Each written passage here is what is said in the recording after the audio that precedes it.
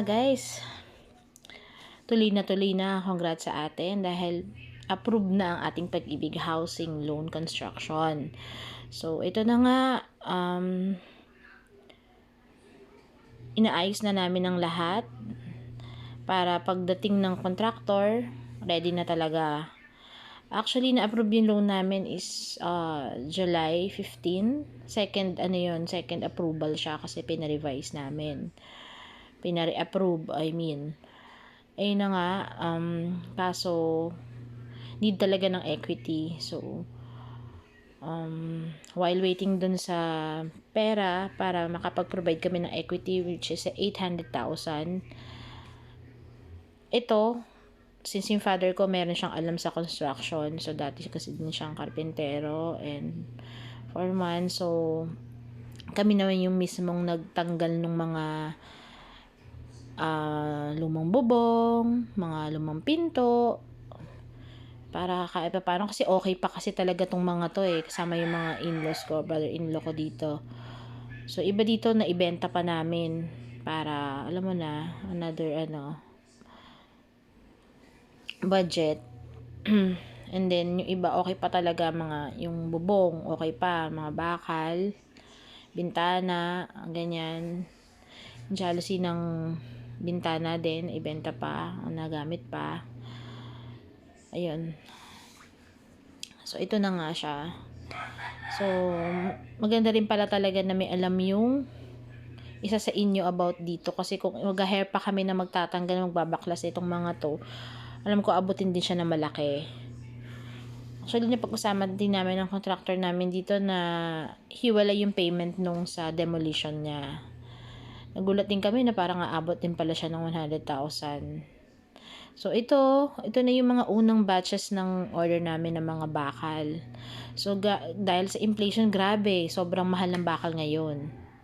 So, timing, yung na-approve yung loan namin, medyo bumaba nung kumuha kami. So, okay lang din. Pero sobrang mahal, guys. Grabe. Kaya naghanap talaga kami ng supplier na mura. So, ito nga, last kita namin dito sa bahay na to, kaya binibidyohan ng kapatid ko para just in case may remembrance kami na ito yung lumang bahay. Ayan, kakasad din pala no guys kapag ganito, kasi syempre dito kami lumaki ever since itong bahay na to, kami magkakapatid. Ayan, tapos finally mapapaayos na rin namin after so many years through Pag-ibig. Gagawa pala ako ng separate vlog about dyan. Hindi ko lang talaga mabigyan ng panahon kasi sobrang hirap. Ako mismo kasi nag-asikaso. So, 1 year in the making to guys, bago namin nagawa talaga, as in. Ito yung video na nandito yung tatay ko. Siya mismo yung nagtatanggal ng mga yun. Nakatulong yung isa naming pinsan na ito. Salamat nga pala, natulungan mo din si Papa na alalayan dito. Ayan, si Papa ko. Senior na to pero malakas pa. Surprise! Malakas pa siya talaga. Though delikado na rin na siya lang kasi pero hindi namin kasi siya mapigilan talagang push na push siya. Gusto niya hands-on talaga siya. Kung pwede lang siya pa rin ang gumawa. Kasi sabi namin, ay ito! Laglag. Ayan. Ayun. Sobrang hirap guys, pero kung sino man dito yung mga nangangarap na magkaroon din, makapagpatayo ng bahay, ma-renovate yung bahay, Ingat kayo I suggest. Yun lang talaga medyo madugo, tsaka kailangan mo ng initial fund para magawa din siya. Kasi hindi sila papayag na maglabas ng pera without equity. Yun. Ayun, ito lang yung kapatid ko lagi katulong ko, nagbibideo. Yan, from the day na driver kanila to naglipat, and then ito nga nag-start na sila. Ayan, start na sila dito ayan, first day nila. Actually hindi na, itong week na to sila tawag dito, nagbungkal ng yan, doon na sila sa pinakaunang steps, 'di ba?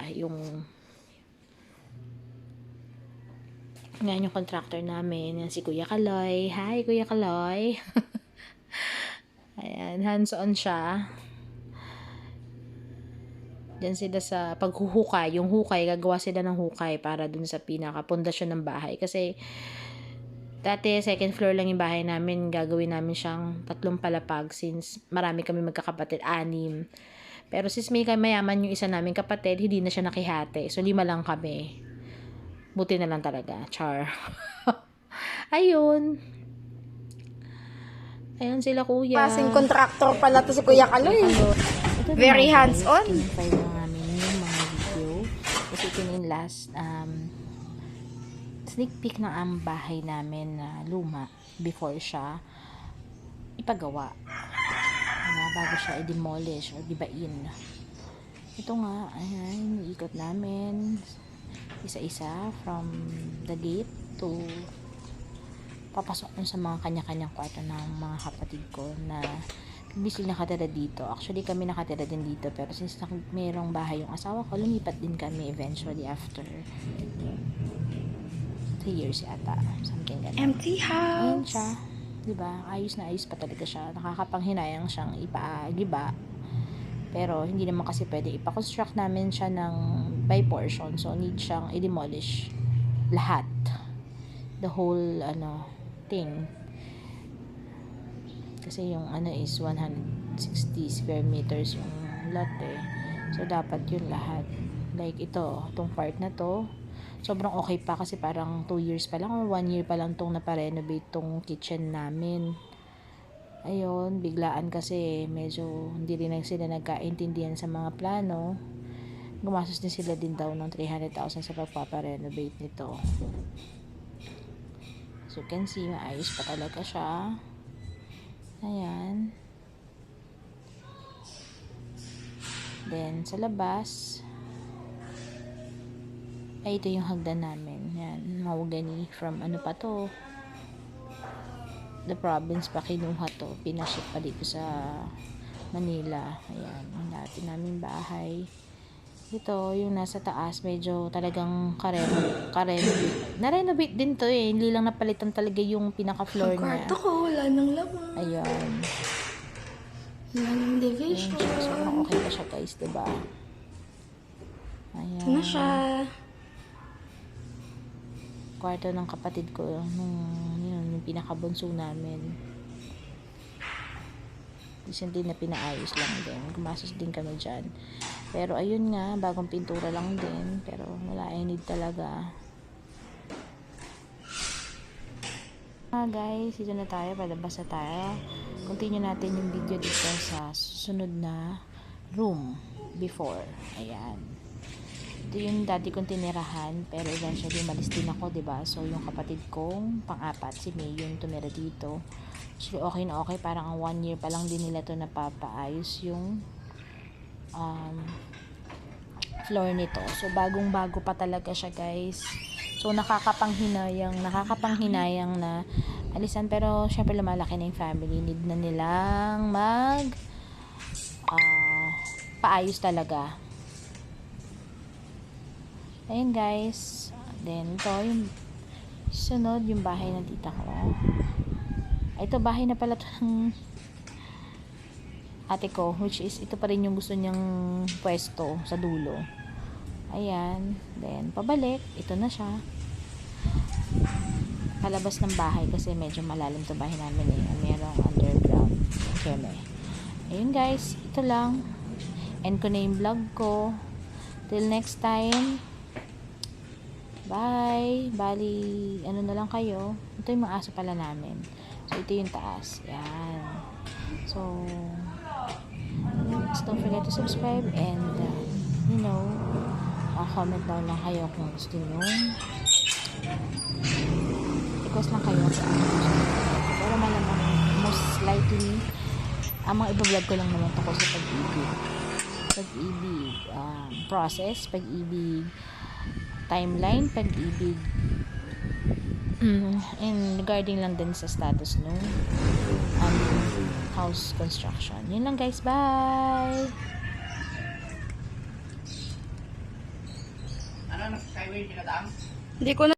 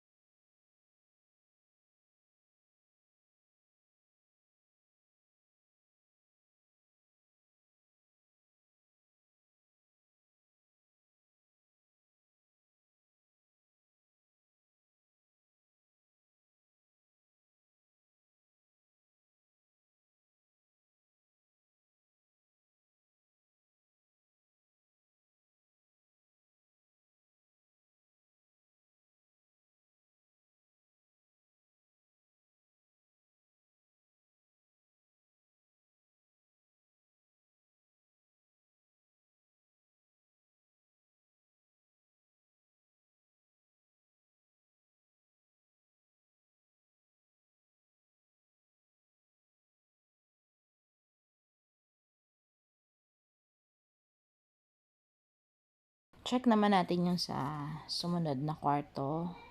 Kasi parang apartment style to eh. Ito naman yung dati kong tinirahan. Ayan, which is yung nakatira dyan yung kapatid ko na isa. So, ayan siya. Ayos pa din. Kakaayos nga lang din yata ng floor nito eh. Oo. Ayan. Pero need na talaga kasi lumalaki na. So, kailangan ng malakalaking space. Ayan. Ayan siya ngayon.